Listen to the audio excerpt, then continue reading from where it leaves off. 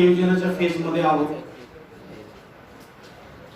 2021 चा खरीप हंगाम जो आहे त्या खरीप हंगामाच्या विविध स्तरावरच्या बैठका आता सुरू होतात आणि त्यासाठी मग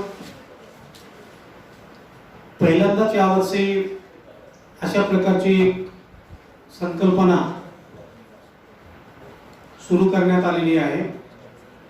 गावनिहाय खरीप हंगाम नियोजन आपल्याला करायचं आहे. म्हणजे सूक्ष्म नियोजन ग्रामस्तरापासून जर नियोजन आपण केलं तर ते अत्यंत सूक्ष्म अशा प्रकारचं नियोजन होतं. म्हणून शासनाने अशा सूचना दिलेल्या आहेत की प्रत्येक गावाचं त्या गाव स्तरावरती आपल्याला त्या गावातल्या लोकांना सोबत घेऊन गावनिहाय खरीप हंगामाचं नियोजन आपल्याला करायचं आहे. आणि यासाठी त्यांनी वेळापत्रक सुद्धा ठरवून दिलेलं आहे. तर येत्या एप्रिल पासून म्हणजे साधारणतः 10 एप्रिल पासून आपल्याला या खरीप हंगामाच्या गावनिहाय बैठका आपल्याला घ्याव्या लागणार आहेत. आणि ते कशा प्रकारे घ्यायच्या, त्यामध्ये कुठल्या कुठल्या बाबींना आपल्याला महत्त्व द्यायचं आहे आणि नियोजन कशा प्रकारे करायचं आहे याच्या ज्या सूचना आलेल्या आहेत त्याचा उहापोह आपण या ठिकाणी आज करणार आहोत. माननीय मुख्यमंत्री महोदयांच्या विकेल ते पिकेल या संकल्पनेवर आधारित सध्या आपल्या कृषीचा पूर्ण आराखडा विकेल ते पिकेल या संकल्पनेवरच चालू आहे. तर त्याला अनुसंधान आपण गावनिहाय खरीप हंगामाचं नियोजन करायचं आहे.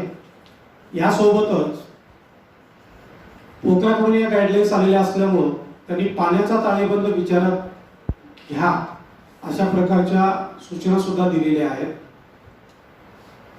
पण हे नुसत्या पोखराच्याच विलेजेसमध्ये हे काम करायचं नाही, पोखराच्याच गावामध्ये हे काम करायचं नाही, तर सर्वच्या सर्व गावामध्ये आपल्याला हा खरीप हंगामाच्या नियोजनाचा आराखडा आपल्याला करावा लागणार आहे. तर यासाठी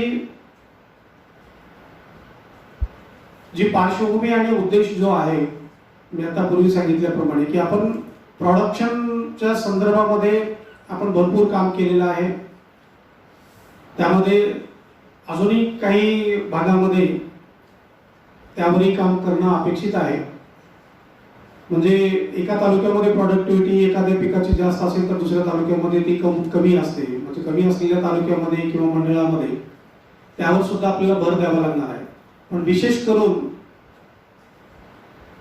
प्रोडक्शनच्या नंतर म्हणजे प्री हार्वेस्ट पोस्ट हार्वेस्ट टेक्नॉलॉजीच्या संदर्भामध्ये किंवा पोस्ट हार्वेस्ट कामाच्या संदर्भामध्ये आपल्याला जास्त विचार या ठिकाणी केला तर शेतकऱ्यांच्या उत्पन्नामध्ये फरक पडणार आहे. ती थीम या ठिकाणी आराखडा करत असताना आपल्याला लक्षात घ्यायची. तर याची जी पार्श्वभूमी आणि उद्देश आहे तो हा आहे की गाव हा प्रकल्प अंमलबजावणीचा पायाभूत घटक आपल्याला धरायचा आहे. आणि तो पायाभूत घटक धरून ग्रामस्तरावरचे जे वेगवेगळे स्टेक होल्डर आहेत यासाठीचे, म्हणजे मग ती ग्रामसभा असेल, BCRMC असेल किंवा पोखराच्या गावाच्या बाहेर आपली ग्राम कृषी विकास समिती जी आहे नव्यानं आपण स्थापन केलेली आहे, त्यानंतर त्या गावाची इतर म्हणजे कृषी विषयक सुविधा पुरवणारे जे लोक आहेत, इव्हन त्या गावातला लाईनमॅन आहे किंवा त्या गावाला पाणी पुरवठा करणारी जर संस्था असेल तर त्या संस्थेचे जे कोणी पदाधिकारी असतील, मेंबर्स असतील, त्यांना सुद्धा याच्यामध्ये आपल्याला सामावून घ्यायचं आहे, त्यांच्याशी चर्चा करायची. म्हणजे एकत्रित काय की कृषीशी निगडीत ज्या काही संस्था ग्राम पातळीवर काम करतात त्या सगळ्यांचा समावेश या निर्णय प्रक्रियेमध्ये आपल्याला करावायचा आहे. विशेषतः लाईनमॅन आहे, पाणी पुरवठा करणाऱ्या ज्या संस्था आहेत त्या आहेत. कारण शेतीसाठी 2 महत्त्वाच्या मूलभूत गरजा ज्या आहेत त्या लाईट म्हणजे विजेची व्यवस्था आणि पाण्याची व्यवस्था ही सुद्धा आपल्याला करावी लागणार आहे. आणि त्यासाठी या आराखड्यामध्ये त्याचंही नियोजन आपल्याला करायचं आहे. ग्राम कृषी संजीवनी समिती किंवा ग्राम कृषी विकास समिती त्यांची जी उद्दिष्ट आहेत आणि जबाबदाऱ्या आहेत वेगवेगळ्या मार्गदर्शक सूचनानुसार किंवा शासन निर्णयानुसार त्या स्पष्ट केलेल्या आहेत. त्याची जाणीव त्यांना करून द्यायची आराखडा करत असताना. शेतकऱ्यांना हवामान अनुकूल शेती पद्धतीसाठी प्रवृत्त करायचं. म्हणजे उदाहरण द्यायचं झालं असेल तर हवामान अनुकूल आपल्याकडे कोरडवाहू शेती तंत्रज्ञान जे आहे BBFचं तंत्रज्ञान, त्याबद्दल त्या ठिकाणी विस्तृतपणे चर्चा करायची. म्हणजे त्याचा कितपत फायदा होतो शेतकऱ्यांना. बऱ्याच शेतकऱ्यांना ते अजूनही माहिती नाही की याचा उपयोग पाऊस जास्त झाल्यानंतर होतो का पाऊस कमी पडल्यानंतर होतो.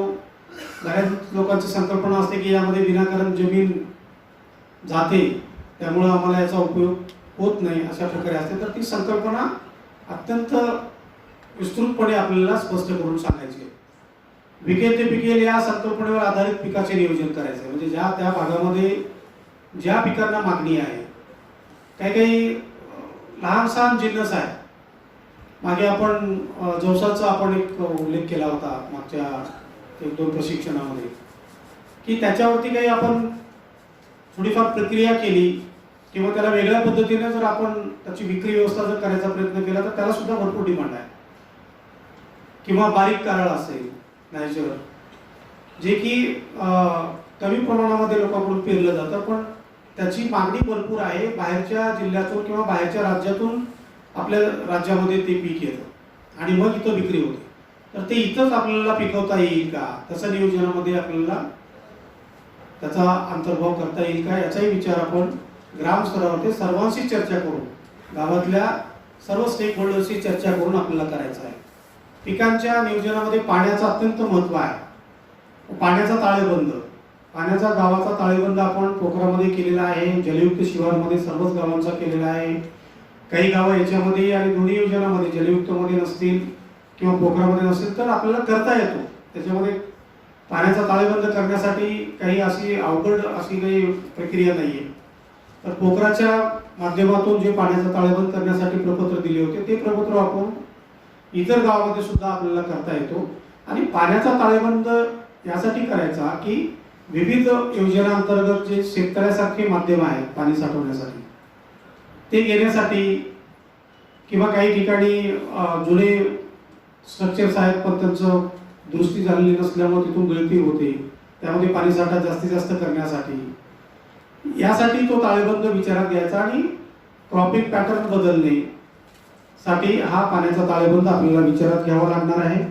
आणि आपल्याला त्यासाठी जी माहिती लागणार आहे, म्हणजे गावाच्या स्तरावरची जी 20-22 प्रकारची माहिती आपल्याला लागणार आहे, ती माहिती सर्व पोखराच्या गावांची mahapokra.gov.in या वेबसाईटवरती गेल्यानंतर mahapokra.gov.in मध्ये ग्राम कृषी संजीवनी विकास दर्शिका ही अशा प्रकारचे एक तिथे पोर्टल असणार आहे त्याच्यावरती. तर त्यामध्ये तुम्ही गेलात की ज्या गावांसाठी तुम्हाला ती माहिती पाहिजे त्या गावांची माहिती तिथे रेडी असणार आहे. आणि ती माहिती कशा स्वरूपात आहे हे इथे दाखवलेलं आहे. तर सध्या एक 8 दिवसामध्ये ती माहिती सगळ्या गावांची अपलोड त्याच्यामध्ये होणार आहे. अपलोडिंगचं काम चालू आहे. परिपूर्ण ती 8 दिवसामध्ये होईल. एक 8 दिवसामध्ये आपण बघितला तर तुमच्या गावाची माहिती ही सगळी, आता हे जे माहितीचा तपशील जे दिलेला आहे आणि त्याचं उपलब्धतेचं स्वरूप mahapokra.gov.in वरती ते इथे दाखवलेलं आहे. त्या गावाच्या भौगोलिक आणि भूमी उपयोगितानुसार क्षेत्र आहे, गावाचे सूक्ष्म पाणलोटनुसार झोन आणि क्षेत्र, जमिनीचा उंच संकल्पना आणि मातीचा प्रकार, ही सर्व माहिती त्या ठिकाणी पोखराच्या गावाची अपलोड केली जाणार आहे. आणि मग अशा प्रकारची माहिती इतर गावामध्ये सुद्धा, ही सगळी माहिती जरी अवेलेबल नाही झाली पण जी काही आपल्याला आवश्यक माहिती आहे ती उपलब्ध करून घ्यायची आणि त्याच्यावरून आपल्याला त्या गावाचा आराखडा तयार करायचा. ही सर्व माहिती पोखराच्या माध्यमातून कलेक्ट झालेली आहे. गावातील उपलब्ध ट्रॅक्टर, पेरणी यंत्रे, BBF यंत्रे संख्या ही अशी तक्ता स्वरूपात किंवा नकाशा स्वरूपामध्ये ही माहिती आपल्याला उपलब्ध राहणार आहे. आणि त्याच्यामध्ये A0 साईजमध्ये ही आपल्याला पुरवठा केली जाईल. म्हणजे पोखराच्या गावामध्ये तरी आम्ही पोखरामधून ती डाउनलोड करून आपल्याला देणार आहोत, पण आपल्यासाठी सुद्धा आपल्याला तिथे पाहण्यासाठी ती उपलब्ध आहे. ही माहिती घेऊन त्या गावामध्ये जायचं आहे आपल्याला. म्हणजे आपल्याकडे नियोजन करत असताना कुठल्याही माहिती अभावी आपला आराखडा हा अपूर्ण राहता कामा नये आणि गावाचा सर्वंकष असा प्रकारचा आराखडा तयार व्हावा म्हणून ही 19 प्रकारची अशी माहिती या वेबसाईटवरती आपल्याला उपलब्ध करून दिली जाणार आहे. ती आपल्याला तिथून डाउनलोड करायचे किंवा आम्ही पोखराच्या गावामध्ये तुम्हाला आम्ही ते नकाशे उपलब्ध करून देतो. या माहितीच्या आधारे सामूहिक निर्णय घेण्याची गरज काय आहे हे इथे सांगितलेलं आहे. शेतीच्या समस्यामधील गंभीर समस्या ह्या दोनच आहेत. पहिली समस्या आहे की त्या पिकाला ओलावा उपलब्ध करून देणे, म्हणजे कोणत्याही स्वरूपामध्ये त्या शेतकऱ्यांच्या शेतामध्ये पाण्याची व्यवस्था झाली पाहिजे. पावसामध्ये खंड पडला तर त्या परिस्थितीमध्ये संरक्षित सिंचन देण्याची व्यवस्था, मग त्यासाठी आपल्याला शेततळे वेगवेगळ्या योजनातून ज्या आहेत त्या शेतकऱ्यांची त्यांना माहिती देणे, ज्यांना ज्यांना आवश्यकता आहे त्याची माहिती आपण आराखड्यामध्ये घेणे आणि प्रोडक्शन. मग एकदा त्याला ओलाव्याची व्यवस्था करून दिली, शेतकरी पेरणी करतो, त्याला आपण विकेल ते पिकेल या धरती या संकल्पनेवरती आपल्याला त्यांना काही पिकांची माहिती द्यायची आहे आणि मग शेवटी निर्णय घेणारा तोच आहे आणि निर्णय प्रक्रियेमध्ये त्याला घेतल्यामुळे आपला आराखडा म्हणजे कोणत्या पिकाची किती पेरणी होणार आहे त्या गावामध्ये याची सुद्धा माहिती आपल्याला त्याच्यामध्ये घेता येते. आणि एकदा पिकवलेला माल त्याला जर जास्त 4 पैसे मिळवायचे असेल तर त्याची विक्री व्यवस्था आपल्याला त्या ठिकाणी कशा प्रकारे करता येईल याची सुद्धा माहिती आणि याचा सुद्धा विचार आपल्याला त्या ठिकाणी आराखडा तयार करताना करावायचा. आता विक्री व्यवस्थेमध्ये कांदा चाळ आता नव्यानेच पुन्हा कोकरामध्ये सामूहिक स्वरूपात कांदा चाळ बांधण्यासाठी परवानगी दिली आहे कोकराने. म्हणजे गटाच्या माध्यमातून किंवा कंपनीच्या माध्यमातून मोठ्या प्रमाणात जर कांदा चाळ जास्त कॅपॅसिटीची जर करावायची असेल तर प्रकल्प आधारित त्यांनी कांदा चाळीचा प्रकल्प म्हणजे उदाहरणादाखल सांगतोय मी, तर ते तयार करून ती कंपनी किंवा गट आपल्याला सादर करू शकते, त्याला मंजुरी मिळते आणि त्या ठिकाणी त्या मालाच्या विक्री व्यवस्थेसाठी साठवणूक व्यवस्था म्हणून त्याला आपल्याला त्याची मदत घेता येते. मग गोडाऊन असतील, प्रतवारी केंद्र असतील किंवा काही बीजोत्पादन करणारे केंद्र असतील, एखादी गट किंवा कंपनी असाही प्रस्ताव दाखल करू शकते की भाजीपालाच्या पिकाच्या संदर्भात जर बीजोत्पादन करायचं असेल त्यासाठी आवश्यक असणारे सेटनेट आहेत किंवा पॉलिहाऊस आहेत तर त्या कंपनीच्या सभासदांकडे म्हणजे जे सदस्य शेतकरी आहेत त्यांच्याकडे ते उभं करून त्यातून बीजोत्पादन करण्यासाठीचा सुद्धा प्रकल्प ते सादर करू शकते. तर अशा प्रकारे विक्री व्यवस्थेची सुद्धा आपण त्या ठिकाणी ती नियोजन आराखड्यामध्ये त्याची ती बाब अंतर्भूत करावायची आहे, त्यावरही विचार करायचा. स्थानिक पातळीवर उपाय शेतकऱ्यांच्या हातात आहे हे पटवून देणे शक्य आहे. म्हणजे काही बाबी आपण दाखवू शकतो की भाव पडलेले आहेत, समजा कांद्याचे भाव पडलेले आहेत तर त्याचे पैसे जास्त मिळवण्यासाठी आपल्याला शेतकऱ्यांच्या हातामध्ये हे अशा प्रकारचे टूल्स आहेत. तर त्या टूल्स आपण जर उपयोगात आणले तर तुमच्याच हातामध्ये म्हणजे शेतकऱ्याच्याच हातामध्ये हे सर्व उपाय करून आपल्याला जास्त पैसे मिळवण्यासाठी तुमच्या हातामध्ये या सगळ्या बाबी आहेत अशा प्रकारे पटवून देणं शक्य आहे. युवकांनी तसेच महिलांनी या निर्णय प्रक्रियेमध्ये सहभागी होणे गरजेचे आहे. सध्याच्या काळामध्ये बरेच युवक कोरोना रिटर्न्स जे झालेले आहेत त्यांना गावामध्ये संधी म्हणजे रोजगाराची संधी उपलब्ध करून देण्याचे हे फार मोठं साधन या ठिकाणी आहे. आपण गावामध्ये फिरत असताना आपल्याला लक्षात येतं की बरेचसे युवक उच्च शिक्षित युवक आता शेतीमध्ये आलेले आहेत, शेतीमध्ये लक्ष दिलेलं आहे. तर ही एक संधी चालून आलेली आहे. तर त्या बऱ्याच युवकांना या बाबी माहीत नसतील तर ग्राम पातळीवर त्यांचा सहभाग आपण करून घ्यावा. महिलांचा तर सहभाग भरपूर असतो पण त्यांना माहिती देणं अत्यंत आवश्यक आहे. मग त्यांचा निर्णय प्रक्रियेमध्ये सहभाग करून घ्या. गावातील शेतकरी गट, महिला गटांचा सामूहिक निर्णय प्रक्रियेमध्ये सहभाग करा. सार्वमत होण्यासाठी ग्राम कृषी संजीवनी, ग्राम विकास समिती, ग्रामपंचायत, ग्रामसभा या सर्व पातळीवर विचार विनिमय होणे गरजेचे आहे. म्हणून या येत्या खरीप हंगामापासून पीक नियोजनाची बैठक घेणे अत्यंत आवश्यक आहे. बैठकीची वेळ खरीप हंगामाच्या पूर्वी म्हणजे साधारणपणे एप्रिल महिन्यामध्ये आपल्याला या बैठका घ्यायच्या आहेत. बैठकांचे वेळापत्रक कृषी सहाय्यक यांनी सरपंचाशी चर्चा करून वेळापत्रक तयार करायचे त्या गावाचं आणि वेळापत्रक आपल्याला एप्रिलच्या पहिल्या आठवड्यामध्ये आपल्याला सर्व वेळापत्रक तयार करून आपल्याकडे सादर केलं गेलं पाहिजे. म्हणजे प्रत्येक गावामध्ये कोणत्या तारखेला बैठका होणार आहेत. बैठकीचे आयोजन ग्राम कृषी संजीवनी समितीने करायचं आहे. हे पोखराच्या संदर्भामध्ये आहे आणि इतर गावामध्ये ग्राम कृषी विकास समिती 1 आठवडा अगोदर सूचना द्यायचे. सगळ्या जे स्टेक होल्डर्स आहेत, युवक असतील, महिला असतील, त्या गावातले बचत गट असतील, त्या गावातल्या कंपन्या, गट, शेतकरी, या सगळ्यांना 1 आठवडा अगोदर सूचना द्यावी. बैठकीस उपस्थिती सरपंच, ग्राम कृषी संजीवनीचे सदस्य, ग्रामपंचायतीचे सदस्य, विविध कार्यकारी सोसायटीचे सदस्य, प्रगतिशील व इतर शेतकरी, त्या ठिकाणी पुरस्कार प्राप्त शेतकरी त्या गावातले असतील तर त्यांना आपण आवर्जून बोलवा.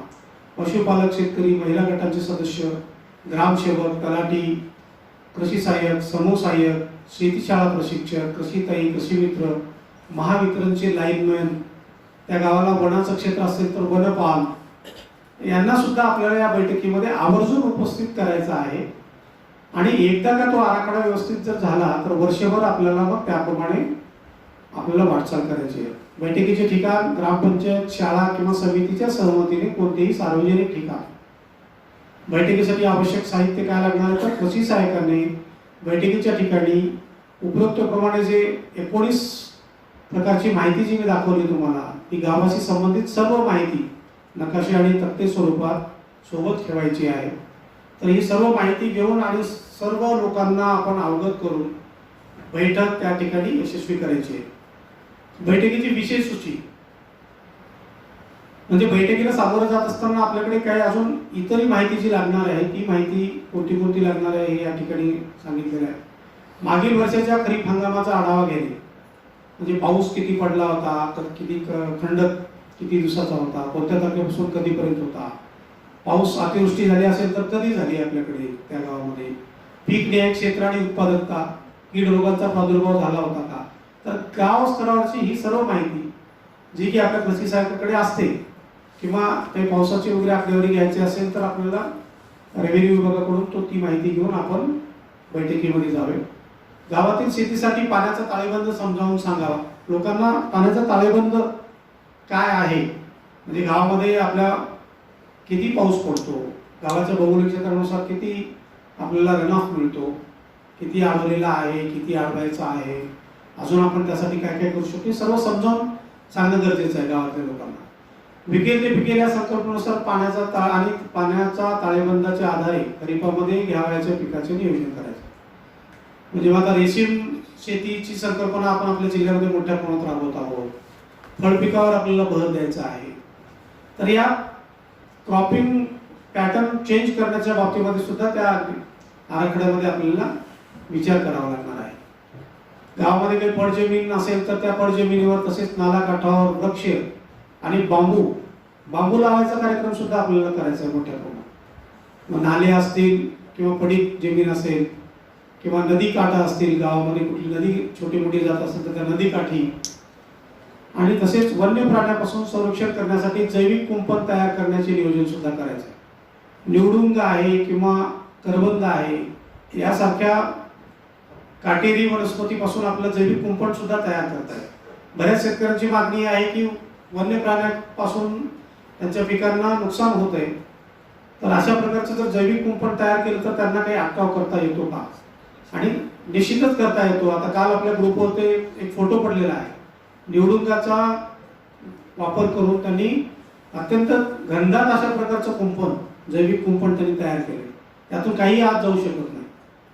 तर तशा प्रकारे करता येऊ शकतं. त्याचाही आपण तो फोटो सुद्धा आपण त्या ठिकाणी शेअर करून ग्रुपवरती आपल्या गावातल्या, म्हणजे लोकांना त्याची महती पटेल म्हणून त्याचाही वापर करावा. जमिनीची सुपीकता वाढविण्यासाठी नियोजन करावं. म्हणजे जमिनीचा कर्ब वाढवण्यासाठी आपल्याला गांडूळ खत युनिट असतील किंवा नाडेप खत युनिट असतील, त्यानंतर बायोडायनेमिक्सचे डेपो आहेत, हे असे बऱ्याच आपल्याकडे संकल्पना आहेत आणि त्या आपल्याला माहिती आहे. या सर्व संकल्पनांचा अभ्यास करून कृषी सहाय्यकांना तिथे जाण्यासाठी सांगावं. आणि वरिष्ठ त्यांचे पर्यवेक्षी अधिकारी जे आहेत त्यांना सुद्धा काही या ठिकाणी टार्गेट दिले आहेत, किती गावामध्ये आपण केलं पाहिजे ते पुढे येईल. तर आपण व्यवस्थितपणे जर आपण अभ्यासून त्या ठिकाणी गेलात तर गावाचा कायापालट होऊ शकतो. अधिक उत्पादनासाठी हवामान अनुकूल तंत्रज्ञान आणि पिकांचा उत्पादन खर्च कमी करण्याचे उपाय याबद्दल माहिती दिली. हवामान अनुकूल तंत्रज्ञानामध्ये पीबीएफ तंत्रज्ञान आहे, हॉर्टिकल्चर लागवडीमध्ये CRA टेक्निक आहे.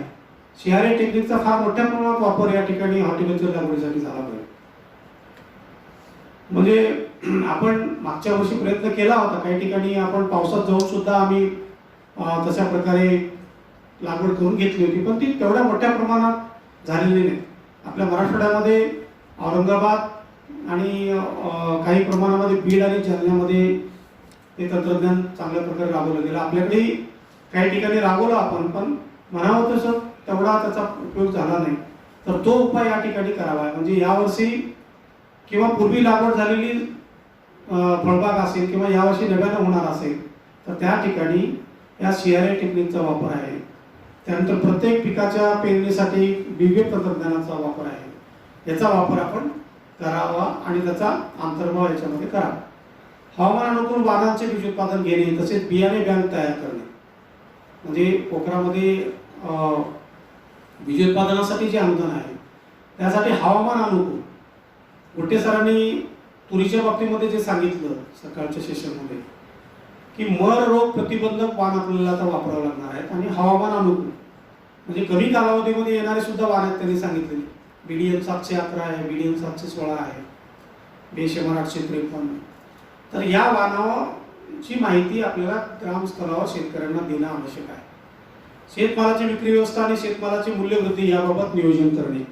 म्हणजे प्रोसेसिंगच्या बाबतीमध्ये किंवा साठवणुकीच्या बाबतीमध्ये प्रायमरी प्रोसेसिंग असेल किंवा सेकंडरी असेल, फायनल फिनिश प्रॉडक्ट करण्याचं असेल, त्या संदर्भामध्ये त्या गावाच्या स्तरावर जे रॉ मटेरियल तयार आहे त्या संदर्भामध्ये आपल्याला तशा प्रकारचे उपाय सुचवता येऊ शकतात.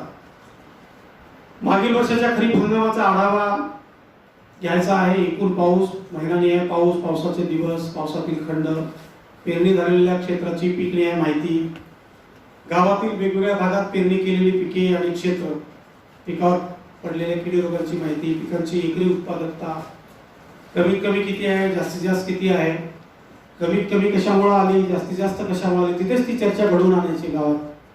त्या गावामध्ये त्याच पिकाची वेगवेगळ्या शेतकऱ्याकडे वेगवेगळी उत्पादकता आली असेल तर. त्यानंतर सन 2020 मधील पाऊस विचारात घेऊन गावाचा पाण्याचा ताळेबंद जो की पोखरामध्ये झालेला आहे त्याच्यामध्ये काही सुधारणा करायची असेल, आपल्याला काही चुकलं असेल तर ते सुद्धा करण्यासाठी आपल्याला आता वाव आहे. पाण्याची गरज ठरवताना वापरलेले घटक, लोकसंख्या, पशुधन म्हणजे त्यांना किती पाणी लागतं, पिके, क्रॉपिंग पॅटर्न कसा आहे आणि बदलायचा कसा आहे आणि जमिनीची उपयोगिता. तर याचा विचार करून आपण पाण्याची गरज ठरवा त्या गावाची. पावसाच्या पाण्यापैकी जलसंधारण कामामुळे आणि गाव तलावामध्ये किती पाणी साठवले गेले, गाव शिवारामध्ये किती पाणी अडवले गेले, पिकांनी किती पाणी वापरले, याचा सगळा विचार त्या ठिकाणी आपल्याला करायचा आहे. आणि शिल्लक आपदाव किती आहे आणि ती शिल्लक जर नसल्यास तूट काही आहे का, तर ती आपल्याला त्या ठिकाणी विचारात घ्यायची आहे. आणि आपदाव शिल्लक असल्यास कोणती कामे करायची आणि तूट असल्यास कोणत्या उपाययोजना करायच्या याचा विचार त्या ठिकाणी आपल्याला मृद व जलसंधारणाच्या ऍक्टिव्हिटी राबवून आपल्याला त्या ठिकाणी करावायच्या आहेत आणि त्याचा अंतर्भाव आपण आपल्या या आराखड्यामध्ये करायचा आहे. गाव शिवारातील भूजलाची तसेच भूपृष्ठावरील पाण्यासाठीची स्थिती जी की GSD कडून मिळते किंवा आपल्या आता या 19 बाबीमध्ये ती बाब आहे, त्याच्यामध्ये माहिती आहे.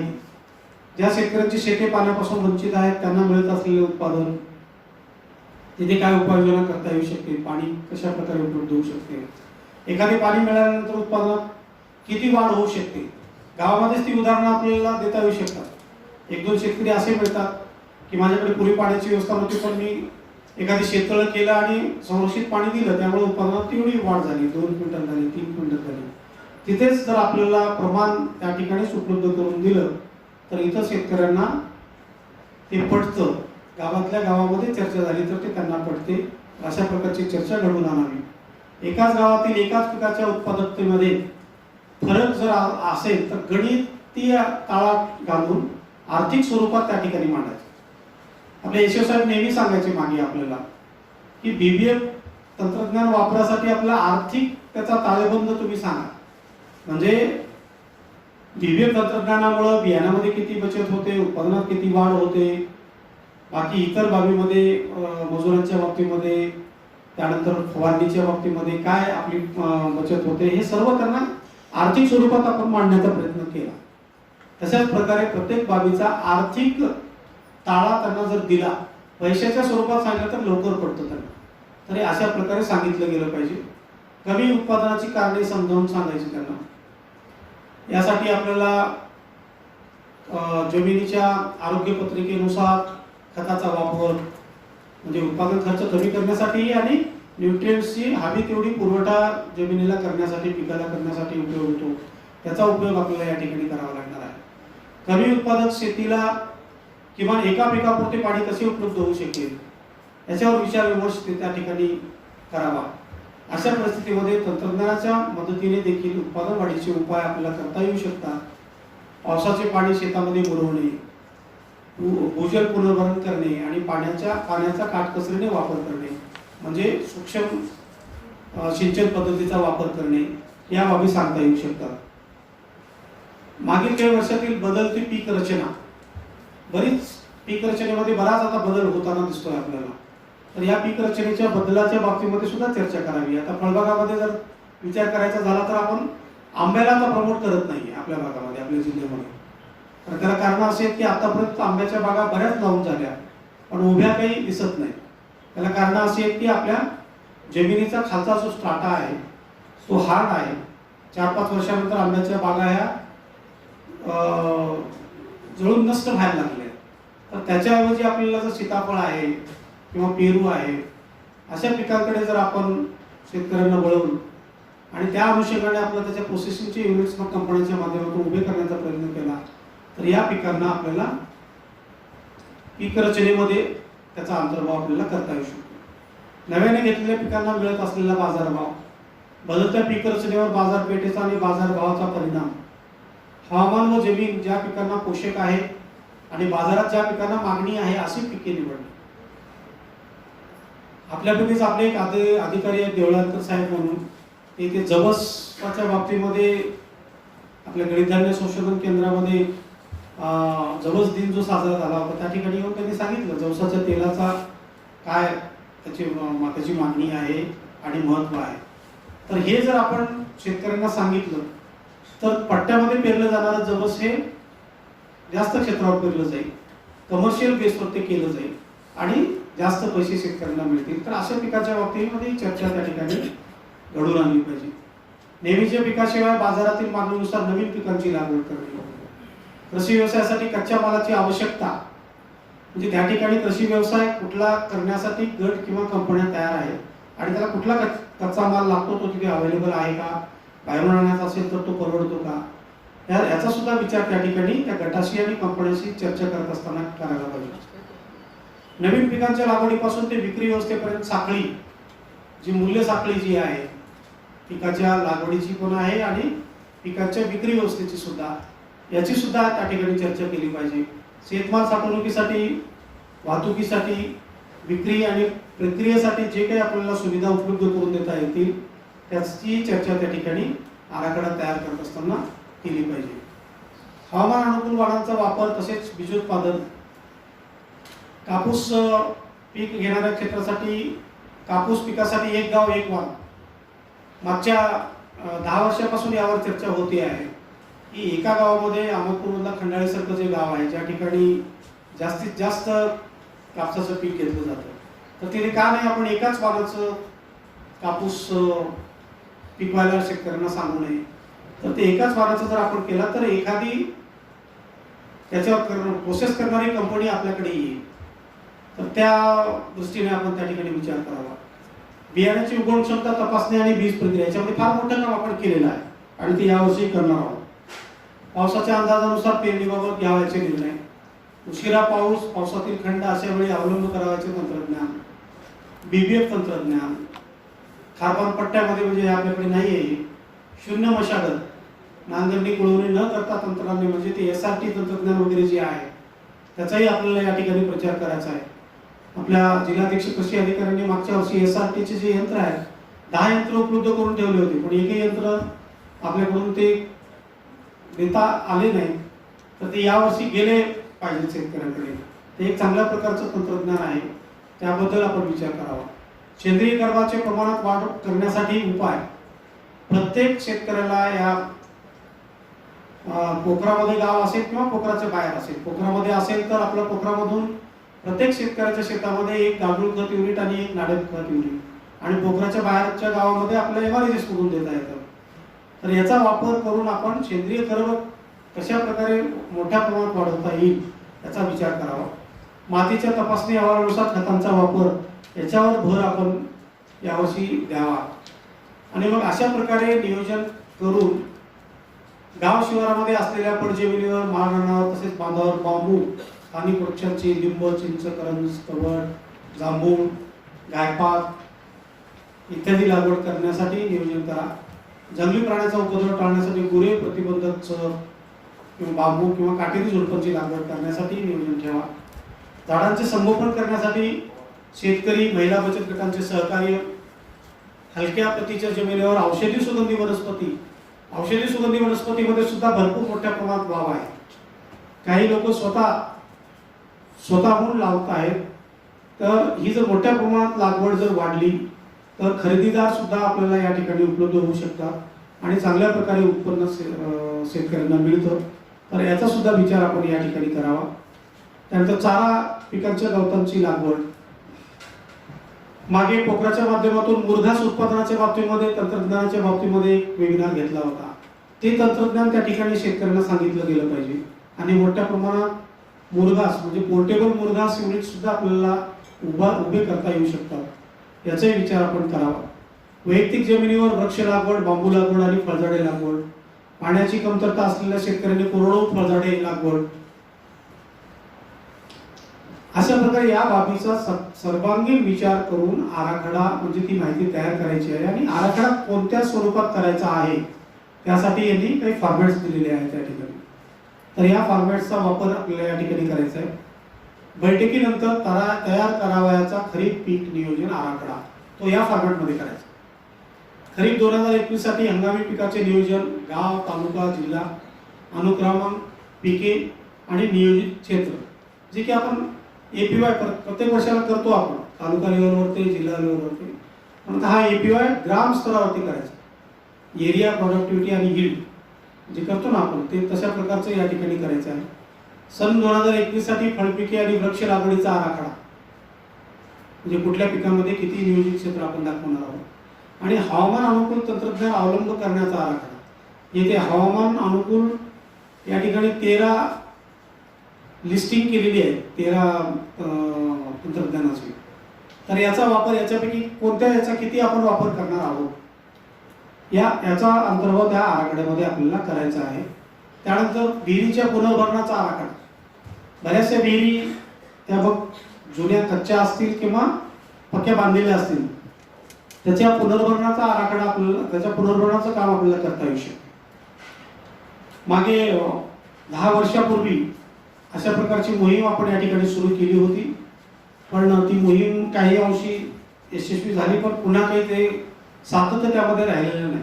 तर त्याला पुन्हा आपल्याला त्या मोहिमेला पुनरुज्जीवित करून जेवढ्या काही शिवारामध्ये विहिरी असतील, पावसाचं पडलेलं वाहून जाणारं पाणी हे त्या विहिरीमध्ये वेळेच्या अगोदर म्हणजे जमिनीमध्ये मुरून शिरपून येण्याच्या अगोदर आपल्याला डायरेक्ट विहिरीमध्ये आपल्याला टाकण्यासाठीचा हा पुनर्भरणाचा आराखडा आपल्याला करायचा आहे. उत्पादित शेतमालाची विक्री व्यवस्था आणि मूल्यवृद्धीचा आराखडा म्हणजे या ठिकाणी गावातले जे बचत गट असतील, शेतकरी गट असतील किंवा कंपन्या असतील, त्यांचा विचार करून त्या गावामध्ये उपलब्ध असलेला कच्चा माल आणि पिकासाठी असलेला वाव याचा विचार करून हा आराखडा आपल्याला त्या ठिकाणी तयार करायचा आहे. याच्यानंतर आपल्याला काय फलनिष्पत्ती अपेक्षित आहे, तर गावामध्ये शेतीविषयी समस्यांची आणि उपायांची चर्चा करावी.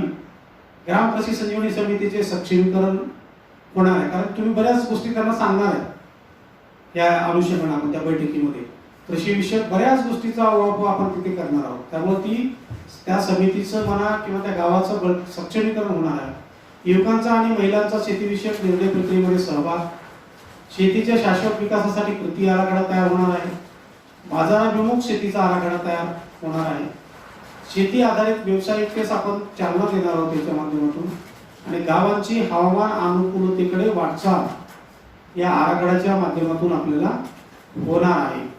तर अशा प्रकारे हा आराखडा तयार करायचा आहे. आणि आता इथून या गाईडलाईन्स ज्या आहेत त्या आपण पोखराच्या ग्रुपवरती टाकलेल्या आहेत. या गाईडलाईन्स आपण वारंवार वाचन याचं करावं, त्याच्यावर विचार मंथन करा. तुमचे काही स्वतःचे काही विचार असतील तर यामध्ये टाकू शकता, त्यालाही याच्यामध्ये वाव आहे. असं रिजिड अशा प्रकारे हा आराखडा नाही. तुम्हाला काही नाविन्यपूर्ण काही आठवत असेल याच्या व्यतिरिक्त तर ते सुद्धा त्याच्यामध्ये तुम्ही टाकू शकता. काही करून त्या गावाचा विकास होईल यासाठी हे खरीप नियोजन आपल्याला करावयाचं आहे. त्यासाठी आपण करा अशी अपेक्षा व्यक्त करतो. आणि या बाबतीमध्ये जर आपल्याला काही प्रश्न विचारायचे असतील, काही शंका असतील तर आपण ते या ठिकाणी मांडू शकता. धन्यवाद. राम राम.